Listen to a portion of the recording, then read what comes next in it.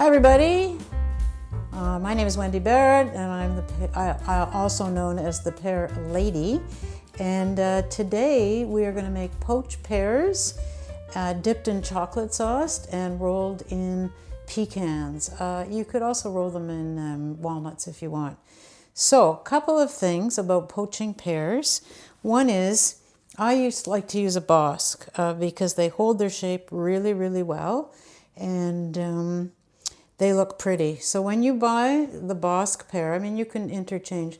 Most important thing is to keep the stem intact. So what I'm going to do here is, you can see this is our peeled pear. I always like to peel with a vegetable peeler. See how nice that is? It just, you can have the contour of the pear rather than using a knife. So what we're going to do here is get started. So you want a pot that's going to hold the pears nice and snug. And you know, you can add anything to your poaching liquid. This is just going to be simple just because we're going to, roll them in the chocolate later.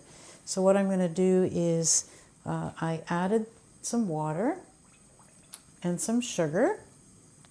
Let that sugar melt a little bit.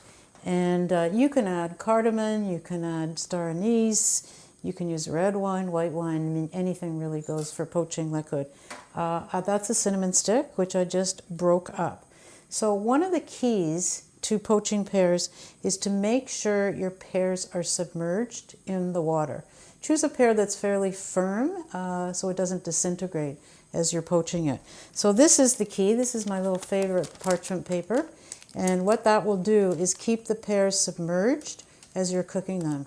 So, you can cook them for about 10 minutes until they're kind of, you can stick a knife through.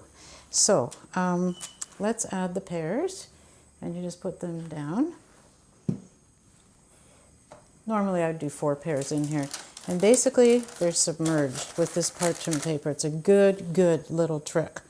So the other thing I'm going to do is I melted some chocolate. I use 70% because it's really tasty and it's also healthy for you. And let's just pretend we've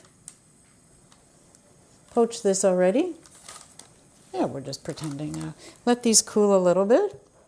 And what you're going to do is, I'll just tap it with some paper towel. Well, the other thing that I didn't mention that is important, you want the pears to stand up when you're presenting them in the dessert. So just cut the bottom off a little bit. So I added a whole bar of chocolate. I think that's 100 grams, and some milk. You can use cream if you want to. So what I'm going to do is just submerge this. It's easy when you put it into a measuring cup. And then I'm going to put my nuts on here. Oh, yum. Just twirl it around a little bit. And then I'm going to put the chocolate on here, the pears, and then I'm just going to roll it. Now, the only time I ever peel pears is to poach them, because you really want that poaching liquid to submerge in the pear. And there you go. Nice. This is the best dessert, and it's so easy. The other thing I wanted to add in here is some orange zest. That's important to add too. Now, once your pears are done, let them cool, as I said, until they come to room temperature, and then do your chocolate. And then take the pears out and strain the zest and the cinnamon, and let it reduce on medium heat, for about until it's a nice syrupy consistency. So you see here, this is just basically the poaching liquid, and that's it. I just want to show you the consistency. Yeah, let's go for broke. Let's put a little bit on here too. And that's it. Garnish it with some mint. These will keep in the fridge for a couple of days.